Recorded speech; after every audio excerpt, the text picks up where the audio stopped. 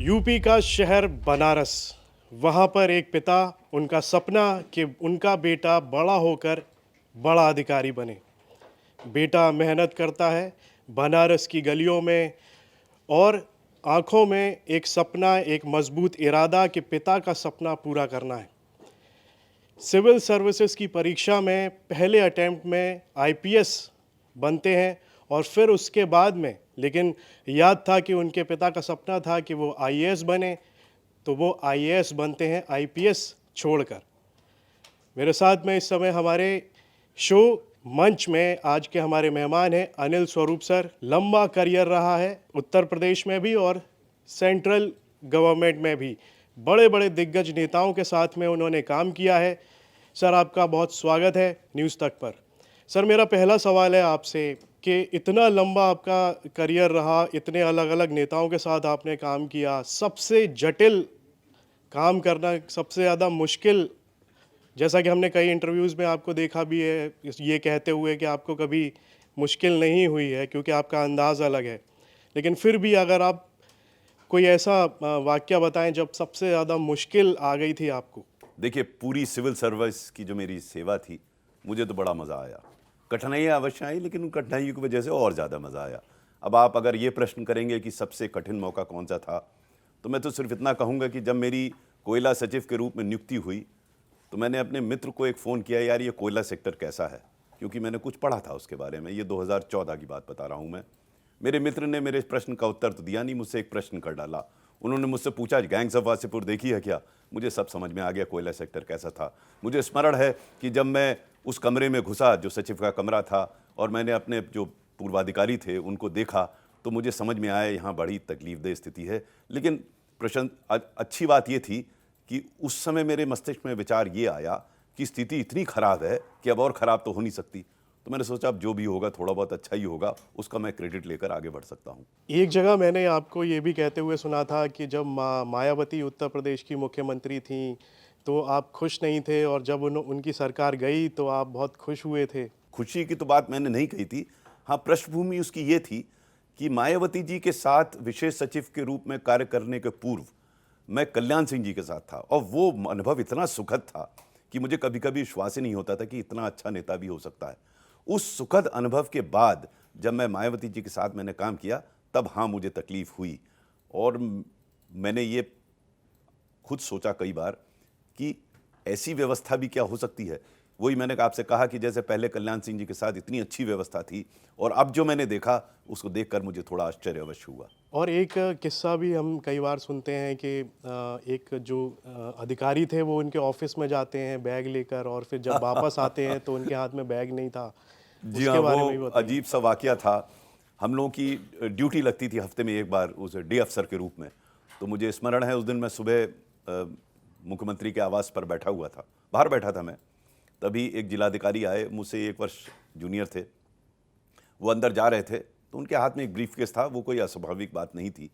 अंदर गए, और चूंकि मेरा उनसे थोड़ा परिचय था तो हेलो हाय हुई, और फिर वो अंदर गए। जब वापस आए तो उनके हाथ में बैग नहीं था, वो ब्रीफकेस नहीं था। तो मैंने उनसे पूछा कि भाई आप अपना ब्रीफकेस शायद अंदर भूल आए हैं। तो उन्होंने कहा नहीं नहीं भाई, इसमें कुछ पत्रावलियाँ थी। तब मुझे थोड़ा सा शक हुआ। मैंने उनसे कहा भाई, मुख्यमंत्री के सामने जिलाधिकारी तो कोई पत्रावली लाता नहीं है। तो उनके चेहरे पर जो हाव भाव मैंने देखे, उससे मुझे समझ में आ गया। मुझे कोई विशेष जानकारी तो नहीं थी, लेकिन मुझे ऐसा लगा कि कुछ गड़बड़ हुआ है। फिर मैंने जो कुछ कह सकता था उनको कहा, सुना। पीएम मोदी के साथ भी काम करने का आपको अनुभव है, और कहा जाता है कि उस समय बड़े बड़े जो नेता थे वो आपसे नहीं बोलते थे, कुछ भी संकोच करते थे आपसे कुछ बोलने से। देखिए, मेरा बड़ा सुखद अनुभव रहा जो प्रथम 2 वर्ष थे प्राइम मिनिस्टर मोदी जी के साथ। मेरा पहला जब उनसे मुलाकात हुई तो एक मीटिंग के समय पर हुई, और उस मीटिंग में जो हमारे ऊर्जा सचिव थे उन्होंने एक प्रस्तुतिकरण किया। मैं कोयला सचिव के रूप में था उस समय। जो प्रस्तुतिकरण किया उसमें उन्होंने 6-7 स्लाइड्स रखी, और उन 6-7 स्लाइड्स में उनका अंततः कंक्लूजन ये था कि ऊर्जा क्षेत्र की समस्त समस्याएं कोयले की वजह से हैं। तो प्रधानमंत्री जी प्रस्तुतिकरण के बाद मेरी तरफ घूमे, और उन्होंने कहा कि अनिल जी, आपने देखा, अगर आप कोयले की स्थिति सुधार दें तो देश की आर्थिक स्थिति सुधर जाएगी। उनके शब्द थे। तो मैंने उनको उत्तर देने का प्रयास किया, और मैंने कहा कि साहब आप बिल्कुल सही कह रहे हैं, लेकिन शायद ये कहना उचित नहीं होगा कि ऊर्जा क्षेत्र की समस्याएं कोयले की वजह से हैं। हमें कोयले क्षेत्र को कॉम्प्रिहेंसिवली देखना होगा। अब प्रधानमंत्री जी ने वो कॉम्प्रिहेंसिव शब्द पकड़ लिया और उन्होंने फिर पीयूष गोयल जी की तरफ घूमे। वो कोयला और ऊर्जा दोनों के मंत्री थे। उन्होंने कहा कि अनिल जी सही कह रहे हैं, आपको ऊर्जा क्षेत्र को कॉम्प्रिहेंसिवली देखना पड़ेगा। अब वो उन्होंने तो एक ही शब्द कहा, मेरा तो सिक्का बन गया उस दिन। सब लोगों को ये गलतफहमी हो गई कि मैं मोदी जी के नज़दीक हूँ। उन्होंने पब्लिकली मेरा एग्री कर लिया था। उसके बाद से मुझे शायद जितनी तकलीफ हो सकती थी उतनी नहीं हुई। बड़े आराम से मेरा जीवन कटा कोयला सचिव के रूप में। सर इतना सब कुछ हो गया सर, बचपन याद आता है? बचपन तो सबको याद आता है, मुझे भी याद आता है। जो फ्रीडम आप बचपन में आप था मेरा, और मैं तो अलग प्रकार का जीवन व्यतीत करता था। स्कूल से आए, खाना खाया, जल्दी से होमवर्क किया और भागे खेलने के लिए, और जब शाम होते होते फिर वापस आते थे। तो वो जीवन अलग था। कोई रिस्पॉन्सिबिलिटी नहीं थी। रिस्पॉन्सिबिलिटी सिर्फ पढ़ाई की थोड़ी बहुत थी। पढ़ाई में थोड़ा बहुत ठीक ठाक था मैं, तो मुझे बहुत समय नहीं लगता था अपना होमवर्क करने में। उसके बाद मैं अपना खेल खाल में लग रहता था। मैं बहुत क्रिकेट का मुझे बड़ा शौक़ था। बैडमिंटन खेलता था मैं, उस कई खेलों में मैंने भाग लिया। तो याद तो आती है, वो बचपन के दिन तो कोई भूल ही नहीं सकता। और पिताजी याद आते हैं? पिताजी बहुत याद आते हैं। कोई याद? बहुत डिसिप्लिन थे मेरे पिता, बहुत ज़्यादा, और वो डिसिप्लिन मुझे भी मिला। मुझे स्मरण है कि मैं 11 वर्ष का था शायद। एक कागज़ मैंने देखा, उस कागज़ पे उन्होंने पूरा बनाया था कि ये कैसे में बीए करेगा, किस में एमए करेगा, कैसे आईएएस बनेगा, ये उन्होंने बनाया था। मुझे तो आइडिया ही नहीं था आईएएस क्या होता है। उसके बाद से मैंने जानकारी करने की कोशिश की, आईएएस है क्या वाला, जो मेरे पिताजी अभी से सोच रहे हैं कि मैं बन जाऊं। मुझे थोड़ी थोड़ी जानकारी हुई और मुझे लगा कि मुझे आईएएस अफसर बनना चाहिए। मुझे याद है कि जब मैं पहले वर्ष परीक्षा में बैठा, तो पहले वर्ष में आईएएस में नहीं आ पाया, मैं पुलिस सर्विस में आया। उसके कारण थे, वो मैंने कारण समझे और अगले साल मैं क्वालिफाई कर गया। लेकिन जब मैं नहीं आया तो मेरे पिताजी बड़े दुखी थे। वैसे कोई सोचता होगा ये इंडियन पुलिस सर्विस में आके सबको खुश होना चाहिए। मैं भी दुखी था, क्योंकि मुझे लगता था कि मैं आईएएस में आ जाऊंगा। किन्हीं कारणवश नहीं आया गया। ये मेरे लिए एक लेसन था। मैंने जीवन में ये सीखा कि हर व्यक्ति गलती करता है। अगर आप गलती को मान लें और सुधारने का प्रयास करें तो आपका व्यक्तित्व और सुधरता है। वही मेरे साथ हुआ। मैंने ये देखा कि पहले वर्ष जो मैंने इंटरव्यू दिया था पुलिस सर्विस में, जिस साल मैं आया, उसमें कुछ अटक गया। अटका कैसे, ये मैं इसलिए बता रहा हूँ कि आज भी कई लोग इंटरव्यू के लिए जाते हैं, उनको इस बात का ध्यान रखना पड़ेगा। जब मेरा इंटरव्यू हो रहा था तो एक प्रश्न ऐसा था जिसका मुझे उत्तर नहीं आता था, और उसके बाद के प्रश्नों के उत्तर मुझे आते थे, लेकिन मैं उस ना आने वाले पर ही चिपका हुआ था। तो मैं उस प्रकरण से निकल ही नहीं पा रहा था। तो जो मैं सही भी बात कह सकता था वो नहीं कह पा रहा था। ये मैं सब लोगों को बताता हूं कि गलतियां और त्रुटियां सबसे होती हैं। अगर आप उस गलती त्रुटि में बैठे रहेंगे तो नुकसान होगा, लेकिन आप उससे सीख के आगे बढ़ेंगे तो लाभ होगा। तो मैंने उस गलती जो इंटरव्यू में की थी उससे सीखा। अगले साल इंटरव्यू में मुझे देश भर में लगभग हाईएस्ट मार्क्स मिले। वो सुधार हुआ मुझ में, मैंने अपनी गलती सीखा, और एक बड़ा लेसन था मेरे लिए कि गलतियां हर से होती हैं, लेकिन गलतियों से सीखना चाहिए और आगे बढ़ना चाहिए।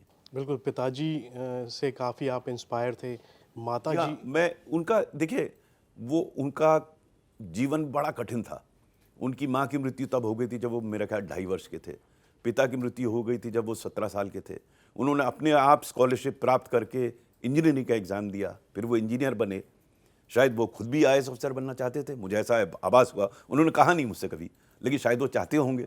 फिर उन्होंने सोचा कि जो उनका सपना था, उनका सपना मैं पूरा करूं, क्योंकि उनका सपना, अपना सपना शायद आईएएस का था। मेरे जो ग्रैंडफादर थे, यानी मेरे पिता के पिता, वो चाहते थे कि मेरे फादर इंजीनियर बने। तो उन्होंने अपने पिता का सपना पूरा किया। मैंने प्रयास किया कि मैं अपने पिता का सपना पूरा करूं। और माताजी क्या चाहती थी? माताजी तो हमारी बड़ी सिंपल थी। जो भी मैं कर रहा था वो हर चीज़ की तारीफ करती थी। एक आध बात जरूर याद है मुझे, जब शुरू में यंग एज में मैं हर चीज़ के लिए प्रयास करता था, लेकिन मुझे जीतता कुछ नहीं था। मुझे कक्षा 7 तक ना कोई मेडल मिला, ना कोई सर्टिफिकेट मिला, ना कोई रिकग्निशन मिला। तो मैं बड़ा फ्रस्ट्रेटेड हो जाता था। तो अक्सर मुझसे कहती थी, अरे क्यों परेशान होते, तुम्हारा समय आएगा। और वो कुछ पंक्तियां इस्तेमाल करती थी जिसका उस समय तो मुझे समझ में नहीं आया, बाद में बहुत समझ में आया। वो कहती थी, कर्मण्येवाधिकारस्ते मा फलेषु कदाचन। मुझे उस समय एक शब्द नहीं समझ में आता था। बाद में अपने जीवन में, अपने कार्यकाल में मैंने इसको अंगीकृत कर लिया, और मेरा जीवन उसी वजह से जो ठीक बना इस वजह से कि मुझे अब रिजल्ट की बिल्कुल चिंता नहीं थी। मैं अपने मोमेंट्स को एंजॉय करता था, जो चल रहा हूं उसी को एंजॉय करता था, और मुझे इस बात की चिंता नहीं थी कि फल क्या होगा। मेरा ये मानना था कि अगर मैं ठीक काम कर रहा हूं तो सामान्यतः मुझे आज सही फल मिलेगा, लेकिन मैं फल के लिए चिंतित नहीं था। तो जब फल मिल जाता था अच्छा, तो एक मेरे लिए बोनस हो जाता था। सर नमस्कार। सवाल तो बहुत सारे हैं, लेकिन एक बेसिक सवाल से शुरू करता हूं कि चूंकि आप एक सफल प्रशासक की भूमिका निभाकर रिटायर हुए और आपने यूपीएससी को पहले प्रयास में आईपीएस तक पहुंचे, फिर अगले ही प्रयास में आप आईएएस बन गए। बड़े जो हमारे इस कार्यक्रम को छात्र बहुत देखते हैं और यूपीएससी एस्पिरेंट भी इसको देखते हैं। उन यूपीएससी एस्पिरेंट को लेकर आपकी क्या सलाह है? क्योंकि आजकल बहुत सारी सलाह उनको मिलती है, रील से तमाम वायरल गुरु उनको मिलते हैं, लेकिन एक सफल प्रशासक जब हमारे साथ बैठा है तो उसकी क्या सलाह है यूपीएससी एस्पिरेंट्स के लिए? देखिए, सामान्य रूप से जो अभ्यर्थी तैयारी करते हैं यूपीएससी की, वो यूपीएससी की तैयारी करते हैं। मेरा उनसे कहना है कि वो तैयारी के लिए तैयारी करें, इसको मैं बताना चाहूँगा। कुछ सामान्य आपकी क्वालिटीज़ हैं, वो आपको डेवलप करनी पड़ेंगी इससे पूर्व कि आप यूपीएससी की तैयारी करें। वो 3 हैं। एक तो है कॉम्प्रिहेंशन, यानी आप किसी चीज़ की समझ, आप अपनी कॉम्प्रिहेंशन की स्किल्स समझिए। इसका इसलिए आवश्यक है कि जिन व्यक्तियों को कॉम्प्रिहेंशन होता है वो वही चीज़ कम समय में समझ लेते हैं, और कई लोग उसको 6 बार पढ़ेंगे नहीं समझेंगे। तो कॉम्प्रिहेंशन स्किल्स सुधारने की आवश्यकता है, और ये सुधार 1 महीने 2 महीने में नहीं होता है, इसमें समय लगता है। दूसरा स्किल जो इसके लिए आवश्यक है वो है विश्लेषण की, यानी कि एनालिटिकल स्किल्स। आप यूपीएससी के किसी प्रश्न को देखें, प्रश्न सीधा नहीं होता, उसमें आपसे अपेक्षा की जाती है आप उसका विश्लेषण करेंगे विषय का। अब ये जो शैली है विश्लेषण करने की, ये भी 1-2 दिन में नहीं बनती, इसके लिए भी समय लगता है। तो जब आप तैयारी के लिए तैयारी नहीं करेंगे तो आप में वो स्किल ही नहीं आएगी। आप चाहे जितना ज्ञान प्राप्त कर लें, अगर आप किसी विषय का विश्लेषण नहीं कर सकते तो निश्चित है कि आप सेवा में नहीं आएंगे। लेकिन अगर आप में वो शैली है तो ज्ञान तो आप जल्दी अर्जित कर सकते हैं, लेकिन इस शैली को नहीं कर सकते। और तीसरा जो सबसे महत्वपूर्ण है वो अभिव्यक्ति, यानी कि कम्युनिकेशन स्किल्स। अब आपके मस्तिष्क में ज्ञान भी है, आपके मस्तिष्क में विश्लेषण भी है, लेकिन अगर आप लिख ही नहीं सकते, उस आधे घंटे में जो आपको प्रश्न का उत्तर देना है, उस 3 घंटे में जो प्रश्नों का उत्तर देना है, अगर आप कर ही नहीं सकते, सब बेकार है। तो अभिव्यक्ति, यानी कि बोलने की और लिखने की, ये 3 महत्वपूर्ण पहलू हैं: कॉम्प्रिहेंशन, एनालिटिकल स्किल्स और कम्युनिकेशन स्किल्स। चलिए, ये सलाह हमारे दर्शकों के लिए बड़े काम की है सर। अब आते हैं सर, आपकी एक बड़ी चर्चित किताब आई, एनकाउंटर विथ पॉलिटिशियंस। इसी संदर्भ में मैं आता हूँ। हालांकि मधुर ने ये सवाल शुरुआत में आपसे लिया कि कठिनाई क्या हुई। मैं कठिनाई पर नहीं आता हूँ, मैं उस खास इंस्टेंस पर आता हूँ जो कि उत्तर प्रदेश की एक चर्चित घटनाक्रम से जुड़ा हुआ है, बाबरी मस्जिद के गिरने से जुड़ा हुआ है। कल्याण सिंह को लेकर आपकी टिप्पणियां पहले भी आ चुकी हैं, लेकिन हम आपसे सीधे आज ये जानना चाहेंगे कि एक तबका है जो कल्याण सिंह को विलन की तरह पेश करता है, बाबरी मस्जिद विध्वंस का दोषी मानता है। दूसरा तबका उनको हिंदू हृदय सम्राट मानता है। आज राम मंदिर बन चुका है, राम मंदिर अपनी जगह पर है, तमाम विवाद कम से कम अयोध्या को लेकर शांत हो चुके हैं। लेकिन आप कि वो लास्ट मोमेंट आप हमेशा याद करते हैं कि जिस समय ये हो रहा था आप कल्याण सिंह के साथ थे, वो एक्सपीरियंस जरा हमारे साथ शेयर करिए कि कल्याण सिंह वास्तव में क्या सोच रहे थे जब ये हो रहा था उत्तर प्रदेश में। देखिए, ये मेरा सौभाग्य था कि मैंने कल्याण सिंह जी के साथ काम किया, और ये एक कोइंसिडेंट था कि जिस दिन बाबरी मस्जिद को ढहा गया उस दिन शायद मैं अकेला कल्याण सिंह जी के साथ था, क्योंकि बाकी लोग या तो अयोध्या में थे या अन्यथा बिजी थे। बहुत ही रेयर ओकेजन था कि कल्याण सिंह जी खाली बैठे हुए थे, थोड़े चिंतित लग रहे थे। चिंता इस बात की थी कि वो व्यक्तिगत रूप से इस बात के विरोधी थे कि वहाँ लोगों को इकट्ठा किया जाए। ये मेरी धारणा थी उस समय, जो धारणा परिपक्व तब हुई जब विध्वंस हुआ उसके बाद जो उन्होंने चर्चा की अडवाणी जी से और भैरव सिंह शेखावत जी से। भैरव सिंह शेखावत जी उस समय मुख्यमंत्री थे राजस्थान के, और मुझे स्मरण है कि वो कितना नाराज थे इन दोनों पर, और ये बात कह रहे थे स्पष्ट रूप से कि मैंने आपसे कहा था कि मैं इस समस्या का समाधान निकाल रहा हूं, लोगों को एकत्रित ना करें। अगर एकत्रित करेंगे तो कोई भी घटना होने की संभावना से नकारा नहीं जा सकता, इसलिए उनको इकट्ठा करना उचित नहीं था। मैंने आपसे कहा, लेकिन आप लोगों ने मेरी बात नहीं मानी और ये लोग इकट्ठा हुए। ये इस बात का द्योतक था कि कल्याण सिंह जी चाहते थे कि समस्या का समाधान एक पीसफुल तरीके से निकले। मैं आपको बताना चाहूंगा कि अंततः जो सुप्रीम कोर्ट ने निर्णय दिया वही सुझाव था कल्याण सिंह जी का। वो अक्सर, मैं एक आध डिस्कशन में रहा, अक्सर जो वो माइनॉरिटी कम्युनिटी से बात करते थे, वो उनसे ये कहते थे कि मैं आपको जहां बताइए एक भव्य मस्जिद बना दूंगा। आप लोग तो इसमें नमाज पढ़ते नहीं इस ढांचे में। आपके मजहब के हिसाब से अगर 12 साल कहीं नमाज नहीं पढ़ी जाती तो मस्जिद तो रहती नहीं है। तो आपके हिसाब से भी वो मस्जिद तो है नहीं, एक ढांचा है। आप वो ढांचा हमें सौंप दीजिए, हमें एक भव्य मंदिर बना दीजिए, हमारी आस्था का प्रश्न है। आपके लिए हम भव्य मस्जिद बना देंगे। ये बात वो उस समय कहते थे, जो कि इतने वर्षों बाद सुप्रीम कोर्ट ने अपने जजमेंट में कहा। वो इसलिए मैंने उसको विश्लेषण किया बाद में, ये तो जो उस दिन हुआ मैंने देखा। मेरा ये मानना है कि कोई भी मुख्यमंत्री को ये पता होगा कि अगर ये ढांचा गिर जाएगा तो उनकी तो सरकार चली जाएगी। तो कौन सा मुख्यमंत्री चाहेगा उनकी सरकार चली जाए? तो हो सकता है उन्होंने बाद में दूसरी टिप्पणियां की हों, क्यों की मुझे पता नहीं, उसकी पॉलिटिकल आवश्यकता थी, क्या थी, मुझे उसका जो मैंने अपनी आंखों से देखा और कानों से सुना, उससे मुझे आभास हुआ स्पष्ट रूप से कि कल्याण सिंह जी नहीं चाहते थे कि मस्जिद को इस प्रकार से ढहा जाए। चलिए, एक नई मतलब कल्याण सिंह का एक नया पहलू है जो आप बता रहे हैं, और ये भी विश्लेषण का विषय हो सकता है। लोग आपके विचारों से या आपकी बात से एग्री न करें, वो ठीक है। हम आगे बढ़ते हैं सर। मेरा सवाल आता है उस विभाग में जब आप कोल सेक्रेटरी बने। मैंने धनबाद में रिपोर्टिंग के दौरान कोयला खदानों की रिपोर्टिंग की है। एक बड़ा सेइंग ये कहा जाता है कि खदान से कोई बिना कालिख के नहीं निकल पाता है, कोयले की खदान से। आप कैसे क्लीन निकल गए? देखिए, मुझे पता नहीं मैं कैसे क्लीन निकल गया। मैं सिर्फ इतना जानता हूं कि समस्या बहुत ही गंभीर थी जब मैं वहाँ आया। ये मेरी खुशकिस्मती थी कि मुझे प्रधानमंत्री जी का पूरा सहयोग प्राप्त हुआ, मार्गदर्शन प्राप्त हुआ। ये मेरी खुशकिस्मती थी कि मेरी जो टीम थी वो बड़ी गजब की टीम थी, बड़ी बढ़िया। मेरे जॉइंट सेक्रेटरी इतने अच्छे थे कि जब हम अक्सर वहाँ पे इतनी पॉजिटिव एनर्जी रहती थी कमरे में कि हम लोग मजाक में कहते थे कि हमें कश्मीर समस्या दे दो, वो भी समाधान कर देंगे। ये बहुत फ़र्क पड़ता है इससे कि समस्याएं तो अपनी जगह पर हैं। भाई, मैंने तो नहीं बनाई थी समस्या, लेकिन क्या मेरी मानसिकता ये है कि मैं उस समाधान का प्रयास करूं। जैसे मैंने कहा था ना, कर्मण्येवाधिकारस्ते मा फलेषु कदाचन, होगा या नहीं होगा उसका तो मुझे पता नहीं, लेकिन प्रक्रिया पर तो मेरे नियंत्रण है। जो मुझे करना उस पर नियंत्रण है। और इस टीम के माध्यम से हम कुछ ऐसे कार्य कर लेगा, जैसे उदाहरण के लिए सामान्य रूप से लोग समझते थे कोल में बड़ा माफिया है, जो कि था। सामान्य लोग से समझते थे इसमें बड़े स्कैम हुए, हाँ कुछ हुए, लेकिन लोगों ने इसका कारण जानने की कोशिश नहीं की। हमने उसके कारण जानने की कोशिश की। कारण क्या था कि कोयले की देश में कमी थी। अगर मान लीजिए कोयले की देश में कमी ना हो तो माफिया क्यों आएगा, स्कैम क्यों होंगे? तो क्या हम उस कमी को दूर कर सकते हैं? और हमारा पूरा, जो मैंने अपनी पुस्तक में भी लिखा है एक chapter, the real coal story ये थी कि हम कोयले का उत्पादन कैसे बढ़ाएं। जब मैंने कोयला सचिव के रूप में कार्यभार ग्रहण किया था 2014 में, उस समय कई ऐसे पावर प्लांट्स थे जिनके पास 1 या 2 दिन का कोयला था।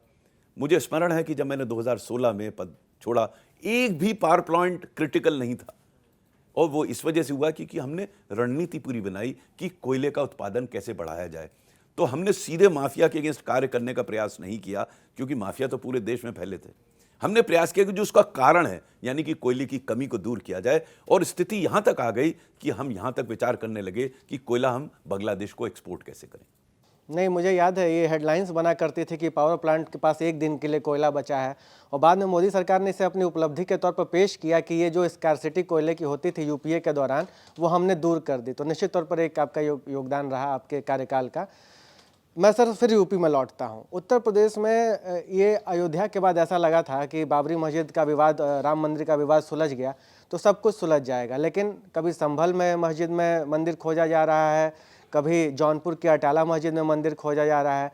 एक प्रशासक के तौर, चूँकि आपने उत्तर प्रदेश में काफ़ी लंबा अरसा गुजारा है, आपको क्या लगता है कि इस तरह की चीज़ों का समाज कैसे लेता है इस तरह की चीज़ों को, और क्या इसकी जगह होनी चाहिए इस 21वीं सदी के भारत में? क्या हमें ज़रूरत है मंदिरों में जाके मस्जिद खोजने की, मस्जिदों में जाके मंदिर खोजने की? देखिए, मैं इसमें अब अपनी थोड़ी सी एकाध राय, सामान्य रूप से मैं राय नहीं प्रस्तुत करता, जो मेरा अनुभव है वही बताता हूँ।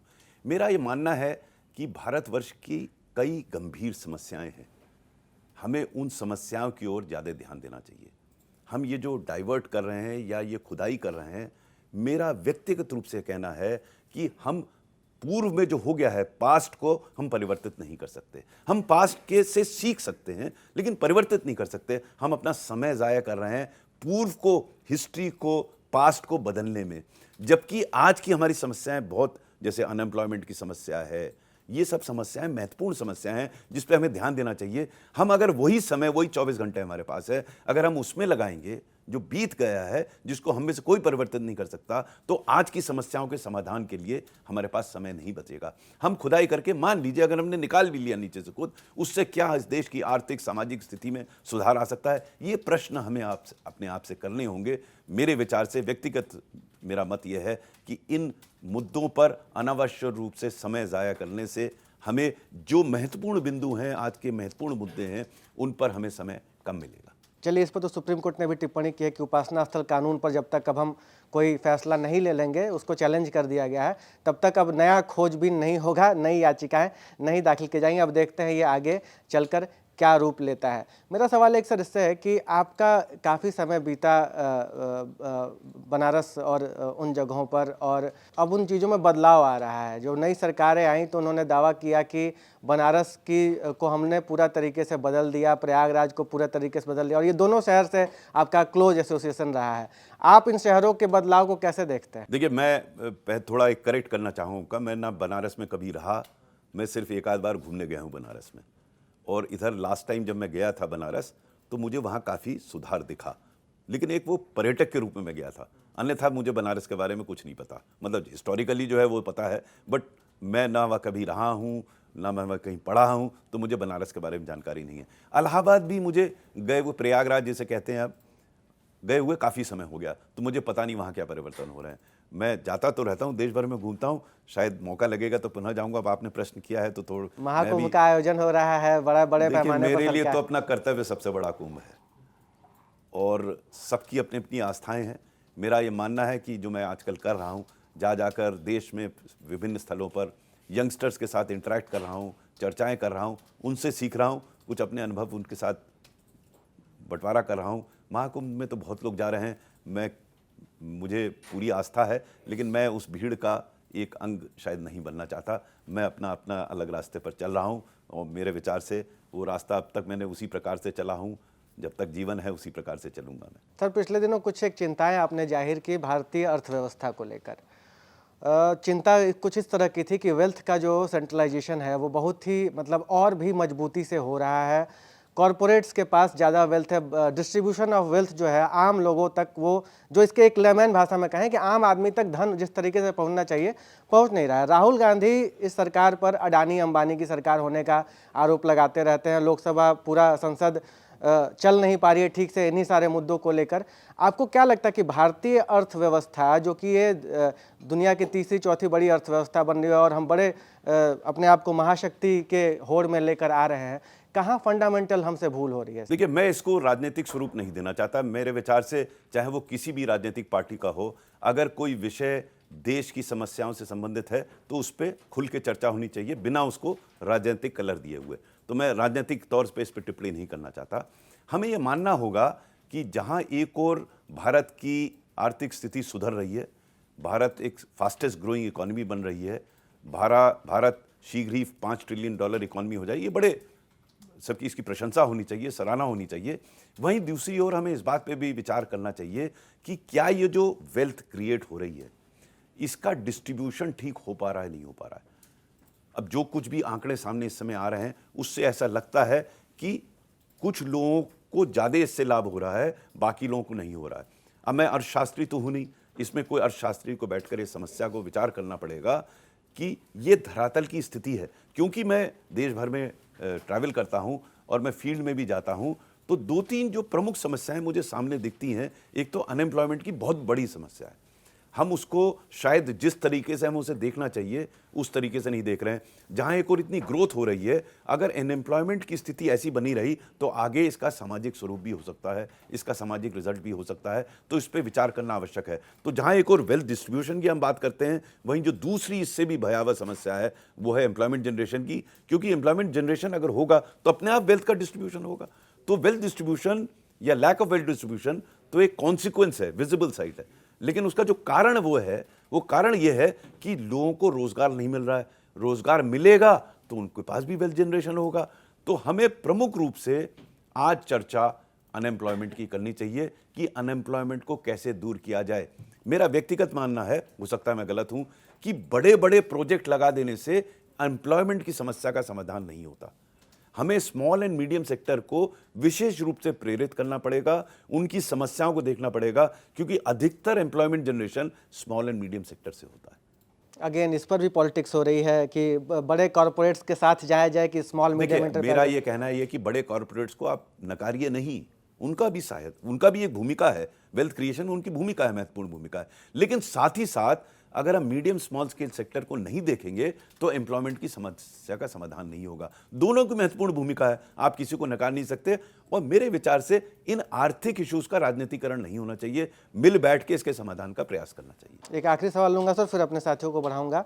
आपने सिविल सर्वेंट के डिलेमास पर भी लिखा है। अभी हम देखते हैं, चाहे उत्तर प्रदेश का उदाहरण ले लें या केंद्र का उदाहरण ले लें, ये एक आरोप लगता है कि अफसरशाही बहुत मजबूत हो गई है। अफसर सरकार चलाते हैं, न कि राजनेता सरकार चला रहे हैं, और अफसर सरकार के दबाव में इस कदर हैं कि वो जनहित के फैसले राजनीतिक उद्देश्यों से ले रहे हैं। चुनाव आयोग तक पर सवाल खड़े हो रहे हैं।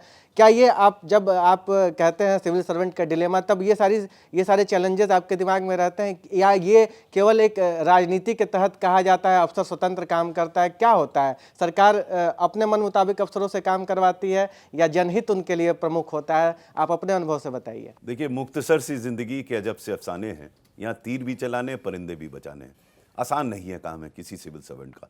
सामान्य रूप से कहना उचित नहीं होगा कि समस्त ब्यूरोक्रेसी का राजनीतिकरण हो गया और सिर्फ नेता के रूप में काम करते हैं। हाँ, ऐसे दृष्टांत सामने आते हैं जो कि दुखद हैं, जहाँ पे अधिकारियों को जो कार्य करना चाहिए वो ना करके किसी नेता के दबाव में आके काम करते हैं। मेरा मत ये है, जो मैंने अपनी पुस्तक ethical dilemmas of civil servant में भी लिखा है, कि ये किसी अधिकारी के लिए आवश्यक नहीं है। अगर वो किसी दबाव में काम कर रहा है तो उसकी गलती है, नेता की गलती नहीं है। नेता तो अपना काम कराएगा ही, नेता को काम है अपना काम कराना। अधिकारी के लिए देखना जरूरी है कि अगर कोई भी कार्य वो नियम के विरुद्ध करता है तो अंततः जिम्मेदारी उसकी होगी। अगर वो ये सोच के कर रहा है कि उसने राजनेता के कहने से गलत काम किया तो वो बचेगा नहीं उससे। न्यूरमबर्ग ट्रायल से आज तक ये बात स्पष्ट रूप से सामने आ गई है कि कोई भी अधिकारी या कोई भी व्यक्ति अगर कोई गलत काम करता है जो कि नियम के विरुद्ध है, उसका उत्तरदायित्व तो वही होगा, उसका कोई और नहीं होगा। हो सकता है नेता को उसमें अगेंस्ट एक्शन हो ना हो, मुझे पता नहीं, क्योंकि मैं अधिकारी रहा हूं। मेरे विचार हमेशा से ये स्पष्ट है कि अधिकारी को नियम के तहत, कॉन्स्टिट्यूशन के तहत काम करना चाहिए। अगर वो उसके तहत काम नहीं कर रहा है तो उसका खमियाजा उसी को भुगतना पड़ेगा। सर, मीडिया रिपोर्ट्स में एक बात और सामने आती है कि एक बार जैसे जनरली माना जाता है कि पीएमओ से कोई प्रपोजल आता है तो कोई अधिकारी जनरली उसको खारिज नहीं कर पाता है, लेकिन एक चर्चा ये भी रही कि आपने एक बार मना कर दिया था। देखिए, मैं मना शब्द शायद उचित नहीं है। मेरी आदत शुरू से रही है कि मैं अपनी बात प्रस्तुत करता हूं और ठोक के करता हूं। अगर कोई भी चीज नियम के विरुद्ध होगी तो मैंने स्पष्ट रूप से अपने कार्यकाल में एक भी नियम के विरुद्ध कार्य नहीं किया। लेकिन बहुत सा ऐसा ग्रे एरिया होता है जहां नियम स्पष्ट नहीं है और आपसे अपेक्षा की जाती है कार्य करने की। वो कार्य करने में भी मैं अपनी बात स्पष्ट रूप से कहता था। एक दृष्टांत बताना चाहूंगा, वो फिर पीएमओ से भी समझ में आ जाएगा। मुझे स्मरण है कि 3 माह पूर्व मेरे रिटायरमेंट के मेरे पास फोन आया प्राइम मिनिस्टर ऑफिस से। प्रिंसिपल सेक्रेटरी प्राइम मिनिस्टर ने स्वयं मुझसे कहा कि तुम आज शाम को आके माननीय प्रधानमंत्री जी को हेल्थ इंश्योरेंस के बारे में बता दो। तो मैंने उनसे कहा, साहब मैं तो सचिव स्कूल शिक्षा हूँ, मुझे हेल्थ इंश्योरेंस से क्या मतलब है? बोले नहीं, हम लोग पिछले 3 वर्ष से प्रयास कर रहे हैं लेकिन उनको समझा नहीं पा रहे हैं हेल्थ इंश्योरेंस के बारे में, और उनको ऐसा लगता है कि इंश्योरेंस कंपनी ठीक काम नहीं करती। तो मैंने कहा ठीक है साहब, आपने निर्णय लिया तो मैं आ जाता हूँ। शाम को एक बैठक हुई, उसमें हेल्थ सचिव ने प्रस्तुतिकरण किया और प्रधानमंत्री थोड़े नाखुश से लगे कि हम आपसे बार बार कहते हैं इंश्योरेंस कंपनी ठीक नहीं कहते, आप फिर लोग इनकी बात कर रहे हैं। फिर वो मेरी तरफ घूमे, उन्होंने कहा अनिल जी आप रहे हैं इंश्योरेंस में, आपकी क्या राय है? मेरी राय वही थी जो सचिव ने पहले दी थी। खैर मैंने अपने तरीके से उनको बताया। 15 मिनट तक प्राइम मिनिस्टर मुझे सुनते रहे और जब मैंने अपनी बात कर ली तो वो कहने लगे हाँ अनिल जी आप सही कह रहे हैं, हेल्थ इंश्योरेंस से लाभ हो सकता है। उस दिन आयुष्मान भारत पैदा हुई, नाम तो बाद में मिला। मैं इसलिए इस बात को बता रहा हूं कि अधिकारी के रूप में ये मेरा दायित्व था कि मैं अपनी बात स्पष्ट रूप से जो नेता है उनके सामने रखूं।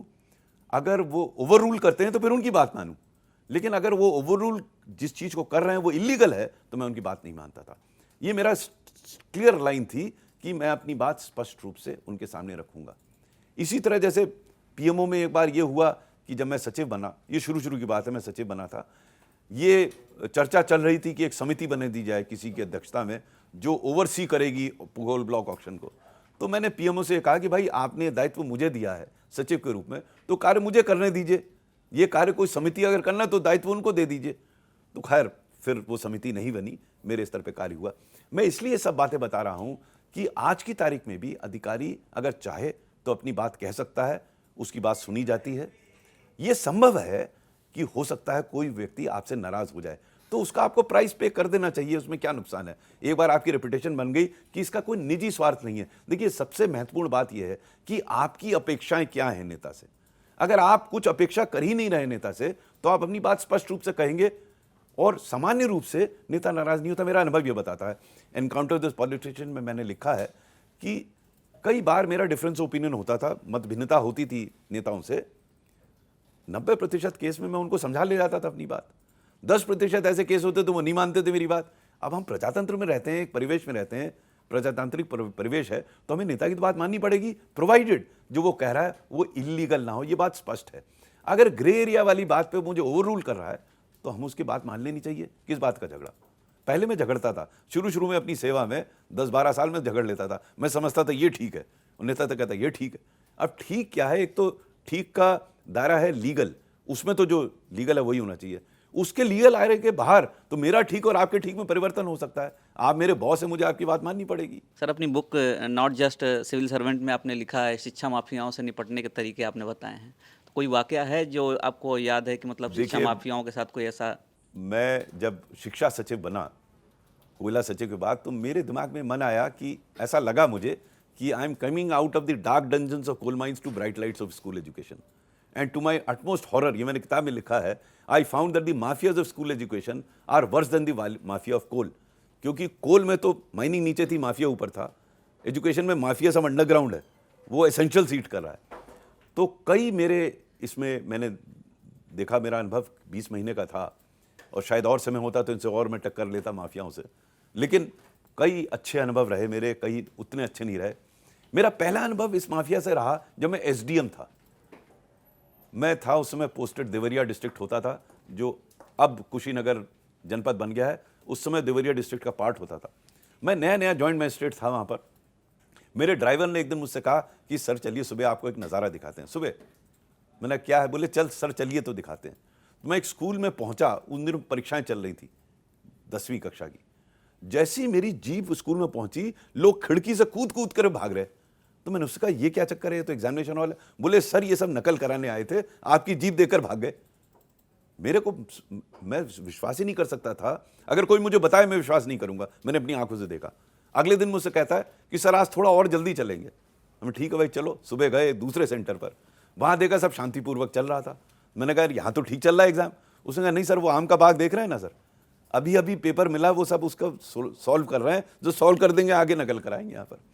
तब मैंने इसकी जानकारी की और जब मैं शिक्षा सचिव बना करीब कई दशकों बाद, तो मुझे जानकारी मिली जो अब नहीं है यूपी में, पहले था, वर्तमान सरकार ने उसे ठीक किया है, कि एग्जामिनेशन सेंटर्स को ठेके पर उठाया जाता था।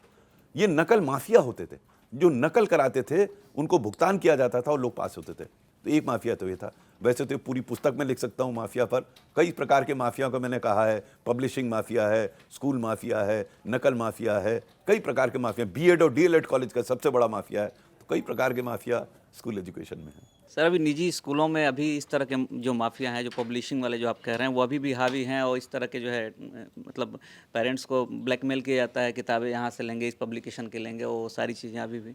इससे निपटने का कोई उपाय सर? देखिए, मैं मेरे पास सब समस्याओं का उपाय तो नहीं है, लेकिन मैंने ये तब जो किया था थोड़ा बहुत, उससे थोड़ा समाधान हुआ था।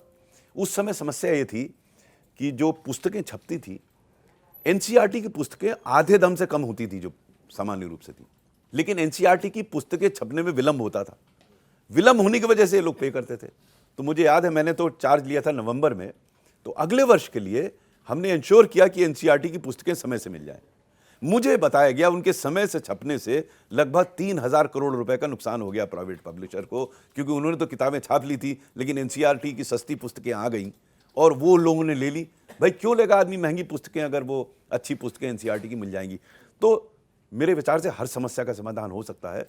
हमें उसके कारण को देखना पड़ेगा और सही उसकी तह में जाना पड़ेगा और फिर एक रणनीति बनानी पड़ेगी तो निश्चित रूप से हर समस्या का समाधान हो सकता है। सर कुछ किस्से ऐसे भी हैं, जैसे कुछ चीफ मिनिस्टर रहे हैं तो उनके भाई की वजह से ट्रांसफ़र होने की नौबत आ गई, या एक किस्सा वो भी है कि एक चीफ मिनिस्टर थे, उनके बेटे जो है किसी की गाड़ी लेकर चले गए थे।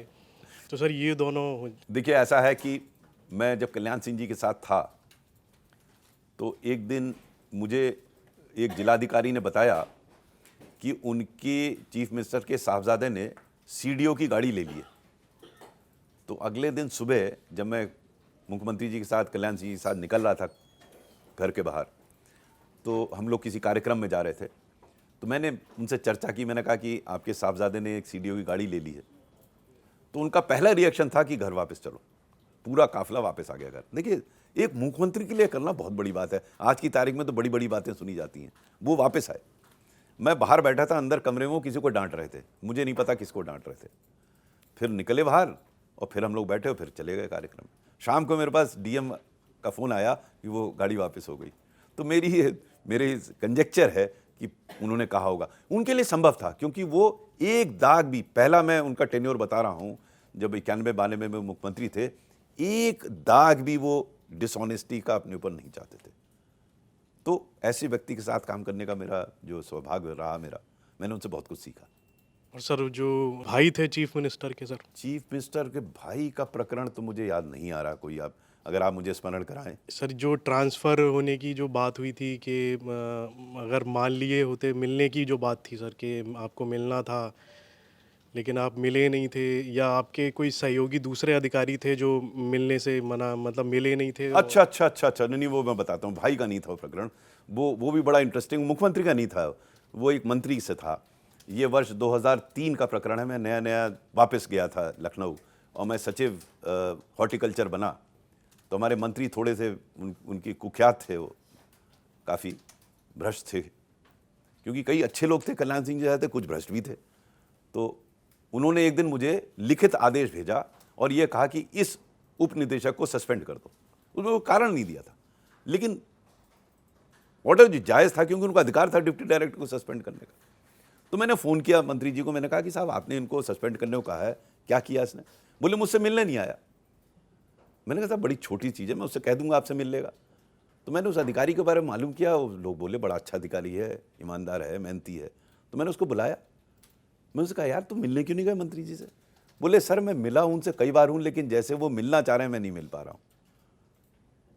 मैंने अपनी पुस्तक में लिखा है 3 प्रकार के भ्रष्टाचार: नजराना, शुक्राना, जबराना। अब समय अभाव है तो विस्तार से तो नहीं बता रहा हूं मैं। वो मंत्री शायद इनसे नजराना चाहते थे, वो अपेक्षा करते सबसे जो मिलने जाए कुछ चढ़ावा लेकर जाए, जैसे होता है।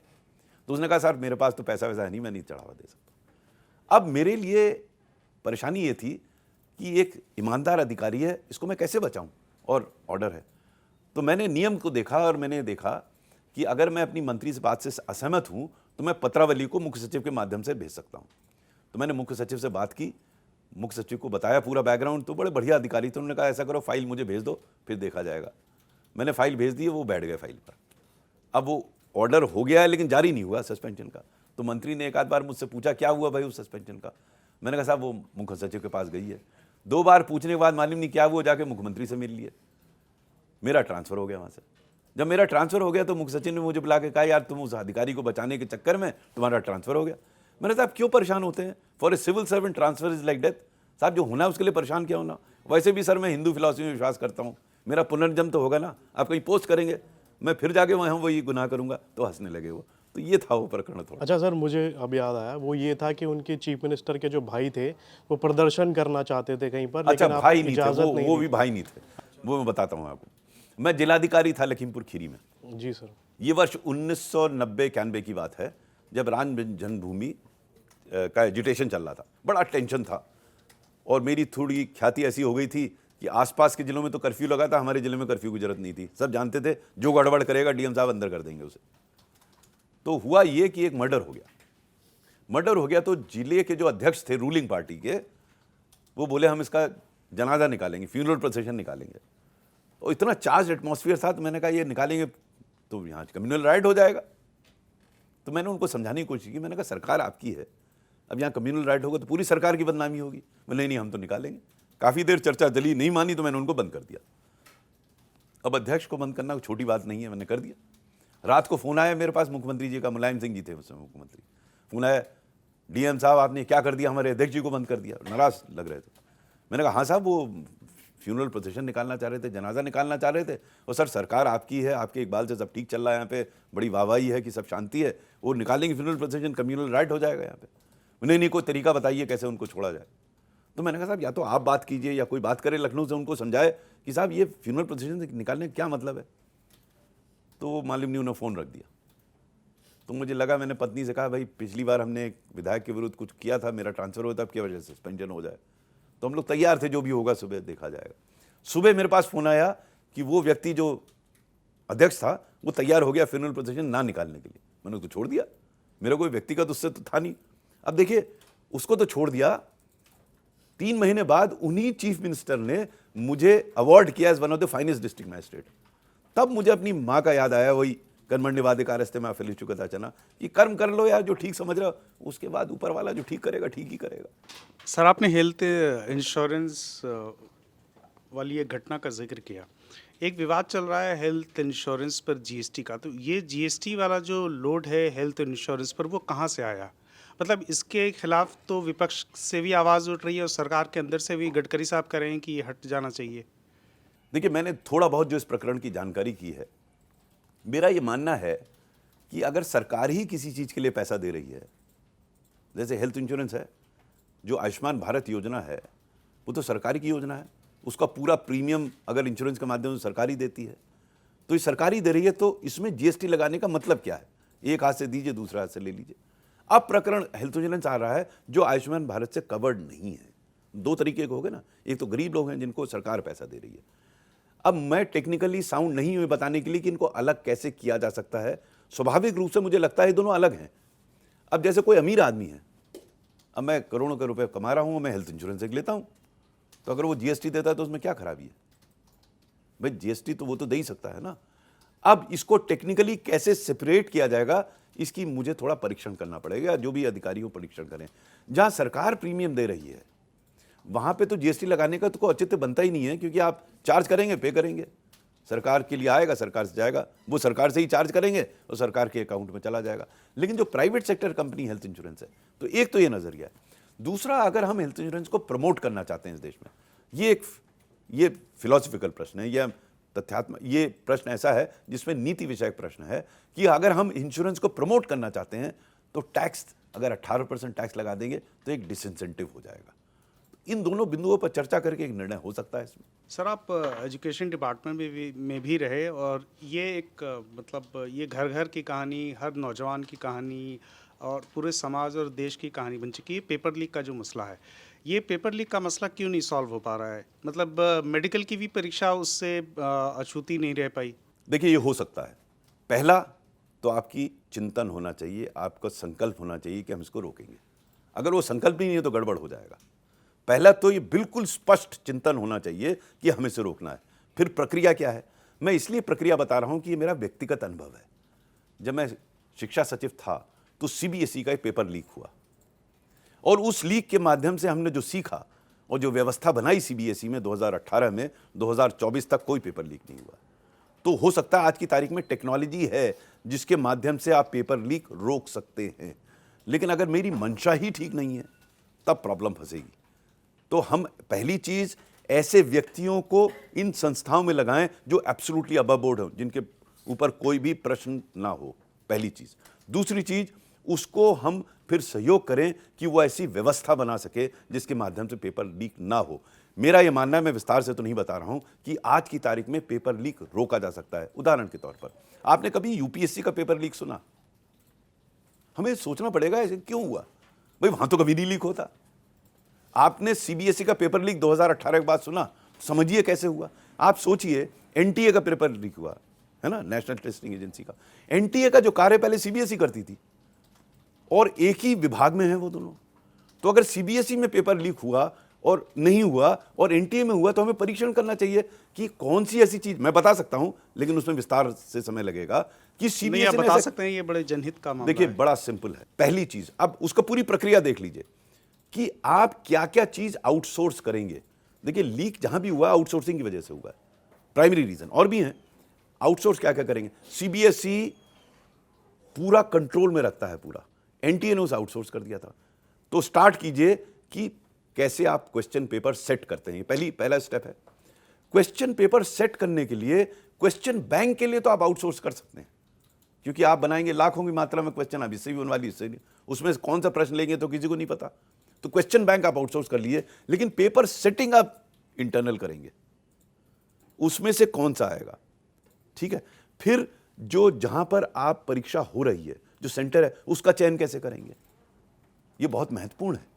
आप उसको आउटसोर्स कर देंगे तो वहां का इंटरेस्ट हो जाएगा उसमें किसी का, वो लीक करने में लग जाएगा, तो सेंटर का चयन होगा। तीसरा, पेपर जब छपेगा तो उसकी प्रक्रिया क्या होगी भेजने की। उदाहरण के तौर पर मैंने 2018 में सुझाव दिया था, जिसको काफ़ी हद तक लागू भी किया गया सीबीएसई में, कि मान लीजिए आप, उस समय सीडी का था, अब तो सीडी होती नहीं, मैंने ये सुझाव दिया था कि आप 3 सीडी में 3 अलग अलग प्रश्न पत्र कोड करके भेज दीजिए हर सेंटर पे, ठीक है, बिना कोड के वो खुलेगा ही नहीं। जिस दिन एग्जामिनेशन है उस दिन सुबह के टाइम पे आप 3 में से 1 का कोड भेजिए, ये है, वो डिकोड करेगा, प्रिंट करेगा और बांट देगा।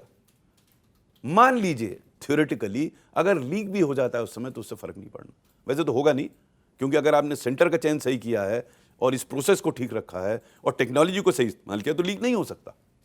तो ये प्रक्रिया संभव है। अब पहले तो हमें चिंतन करना पड़ेगा कि किस व्यक्ति को हम वहां बैठा रहे हैं। वो व्यक्ति अबव बोर्ड है नहीं, उसकी मंशा है नहीं, उसकी सिर्फ अपरेंट मंशा है या एक्चुअल मंशा है, तो बहुत ही स्ट्रिक्ट लोगों को वहां बैठाना पड़ेगा। स्ट्रिक्ट लोगों में नुकसान क्या होगा? स्ट्रिक्ट लोगों को नुकसान यही होगा लगाने से कि वो किसी की नहीं सुनेगा। अब इस पे विचार करना पड़ेगा। वो किसी की भी नहीं सुनेगा, वो अपनी बात करेगा। ये सामान्य ब्यूरोक्रेसी के लिए भी लागू होती है कि अगर प्लायबिलिटी आधार है किसी व्यक्ति को चयनित करने का, तो फिर ये जरूर नहीं है कि वो व्यक्ति सक्षम हो। आप सक्षम व्यक्ति को लाइए तो आपकी सुनेगा नहीं, और अक्षम को लाइएगा और आपको सुन रहा है तो फिर आप व्यवस्था को दोषारोपित ना करिए। देखिए, मेरा अनुभव 38 साल का ये बताता है कि हर प्रकार के अधिकारी उपलब्ध हैं। ये मजा है ब्यूरोक्रेसी का। आप किसको प्रेरित कर रहे हैं, किसको चयनित कर रहे हैं, इस पे वो व्यवस्था निर्भर करेगी। आप किसी गलत आदमी को वहां बैठा देंगे इस उद्देश्य से कि गलत आदमी मेरी बात सुनेगा, मैं उससे अपना काम करा लूंगा, तो व्यवस्था चरमराएगी। आप किसी भी संस्था को ले लीजिए, चाहे सेशन साहब को ले लीजिए, किसी भी व्यक्ति को ले लीजिए, उस व्यक्ति ने उस संस्था को बनाया है। आप ऐसे व्यक्ति को वहां रखेंगे जो आपकी बात सुन ले, तो फिर व्यवस्था तो सुधरेगी नहीं, व्यवस्था सुधारने। जो आप कह रहे हैं ना कि मेरी मंशा होनी चाहिए, तो ये मेरी मंशा में सरकार भी कटघरे में खड़ी होती है। हर जगह खड़ा होता है, सरकारी क्योंकि क्यों? ये कटिंग अक्रॉस पार्टी लाइन चल रहा है। मतलब यूपी में पार्टी से बीजेपी की मतलब सरकार, देखिए, राजस्थान में कांग्रेस की सरकार, मतलब पेपर लीक हो रहे हैं। मैं आपसे ये कह रहा हूं, इसमें पार्टी से कोई मतलब ही नहीं है। हम बेकार इसका राजनीतिकरण करते हैं। हर जना उसी व्यवस्था को करने की कोशिश कर रहा है। तभी सामाजिक रूप से हमें दबाव डालना चाहिए कि चयन ऐसे लोगों का हो जो एब्सोल्युटली अबव बोर्ड हो। ये सामाजिक दबाव से होगा। कोई एक राजनीतिक पार्टी जो आज कह रही है इन्होंने कर दिया, कल वो पार्टी पावर में आएगी, वो भी वही करेगी। ये कोई नई व्यवस्था थोड़ी ना है। इसमें सामाजिक दबाव बनाना पड़ेगा। जैसे आपने सही प्रश्न किया कि लीक क्यों हो रहा है, ये प्रश्न पूछना चाहिए और इसकी तह तक जाना चाहिए, क्यों हुआ, क्या ये व्यक्तिगत किसी ह्यूमन एरर है या टेक्नोलॉजिकल एरर है या प्रोसेस रिलेटेड एरर है। मेरा, जैसे मैं आपको बता रहा हूँ, 38 साल का मेरा अनुभव है। अब जब कोयले की समस्या का समाधान हो सकता है तो ये तो बहुत छोटी चीज़ है, इसका भी समाधान हो सकता है। लेकिन समाधान करने के लिए ये बात करना पड़ेगी, अगर समाधान हो गया फिर वो व्यक्ति किसी की नहीं सुनेगा, क्या आप उस व्यक्ति को वहाँ बैठाना चाहेंगे, ये प्रश्न है। ये चाहे राज्य सरकारें हो चाहे केंद्र सरकार हो, चाहे ये पार्टी हो पार्टी हो, पार्टी लेवल पे तो इसकी चर्चा होनी नहीं चाहिए। उसका राजनीतिकरण हो जाता है। जैसे मैं किसी को क्रिटिसाइज करूंगा, अरे आप तो इसकी बात कर रहे हैं। नहीं भाई, गलत चीज गलत है, चाहे कोई भी पार्टी करे। आप देख लीजिए, अब आप अगर बदमाश हैं, आप बेईमान हैं, मेरी पार्टी में आके आप कोई बेईमानदार थोड़ी ना बन जाएंगे। अगर ये व्यवस्था चलेगी तो व्यवस्था कैसे सुधरेगी? एक गलती है तो गलती है, चाहे वो कोई भी करे। अगर आदमी भ्रष्ट है तो भ्रष्ट है, चाहे वो जिस पार्टी में हो। ये बात समाज में चर्चा निश्चित रूप से होनी चाहिए कि हमारी तरफ सब ठीक है, तुम्हारी तरफ, कोई भी पार्टी हो, कोई भी पार्टी इसके अबव नहीं है। हर पार्टी में इस प्रकार की प्रॉब्लम है। लेकिन समाज तो इन पार्टियों के ऊपर है ना। सामाजिक रूप से चर्चा होनी चाहिए कि क्या हम में इतना दम है कि गलत व्यक्ति को हम गलत कहें, चाहे वो किसी पार्टी में हो, गलत व्यवस्था को हम गलत कहें, चाहे वो जिसी पार्टी की व्यवस्था हो। चाहे वो राजस्थान की हो, पंजाब की हो, किसी भी पार्टी की हो। इससे मतलब नहीं होना चाहिए कि इस राजनीतिक पार्टी का, इस राजनीतिक पार्टी का, अगर गलत है तो गलत है। समस्या क्या आती है कि हम कभी कभी राजनीतिक चश्मा पहनकर ये समझाने लगते हैं ये गलत है, ये सही है, जबकि दोनों गलत हैं। ये हम में दम होना चाहिए कहने का कि जो गलत है वो गलत है, चाहे वो किसी राजनीतिक पार्टी का हो। इस सरकार में वो दमखम दिख रहा है? देखिए, फिर आप वो राजनीतिक पे जा रहे हैं कि इस सरकार में, उस सरकार में। मैं इस पे चर्चा कर सकता हूं, लेकिन उसका कोई लाभ नहीं है। अगर मैं इस सरकार को कह दूं, उस सरकार को कह दूं, वो कहेंगे अरे साहब ये तो इस सरकार के हैं, ये तो इसकी बुराई करते हैं। ये चर्चा में आना ही नहीं चाहिए। हम इस और उस सरकार की चर्चा ना करें। मेरा ये मानना है हम व्यवस्था की चर्चा करें, प्रक्रिया की चर्चा कर रहे हैं। कौन कर रहा है तो बाद में आएगा, वो तो अपने आप उजागर हो जाएगा जब आप किसी व्यवस्था की या प्रक्रिया की चर्चा करेंगे। जैसे पेपर लीक हुआ, अब किसी सरकार को इसमें दोषारोपित करना उचित नहीं होगा, क्योंकि हर सरकार में हो रहा है। तो हम ये कैसे कह दें यहां हो रहा नहीं हो रहा। अगर हम प्रक्रिया को देखेंगे, व्यवस्था को देखेंगे, तो शायद हम सुधार कर लेंगे। फिर कोई भी सरकार आ जाए वो व्यवस्था बनी रहेगी। इस पे चर्चा होनी चाहिए मेरे विचार से। आपने करीब 4 दशक जो है सिविल सर्विसेज में अलग अलग पार्टियों की सरकारें, अलग अलग विचारधाराओं की सरकारों के साथ काम किया। आपकी नज़र में देश अभी किस स्थिति में है, कैसा चल रहा है? बहुत अच्छा चल रहा है देश हमेशा अच्छा चल रहा है, प्रगति की ओर है। पिछले 38 साल में मुझे बड़ा मजा आया काम करने में। हर व्यवस्था में कुछ कमी होती है, कुछ आगे बढ़ता है। मैं बड़ा होपफुल हूँ, मैं हमेशा ऑप्टिमिस्ट था, आज भी ऑप्टिमिस्ट हूँ कि भविष्य उजागर है। जो हमें सिर्फ इतना करना चाहिए, एक तो हमें इतना दम होना चाहिए कि हम अपनी कमी को मान सकें। हमें इतना दम होना चाहिए कि हम अपनी गलती को मान सकें। और जब तक हम अपनी गलती और कमी को मानेंगे नहीं, तब तक सुधारेंगे नहीं। हमें ये कभी नहीं महसूस करना चाहिए कि ऑल इज़ वेल, बहुत कुछ अच्छा हो रहा है, उसके लिए हमें गर्व होना चाहिए। साथ ही साथ हमें इस बात पे चर्चा करनी चाहिए, अगर कोई चीज़ नहीं हो रही तो अगर उस पर बिंदु प्रस्तुत हो, उसका राजनीतिकरण नहीं होना चाहिए कि अरे ये तो क्रिटिसाइज कर रहा है।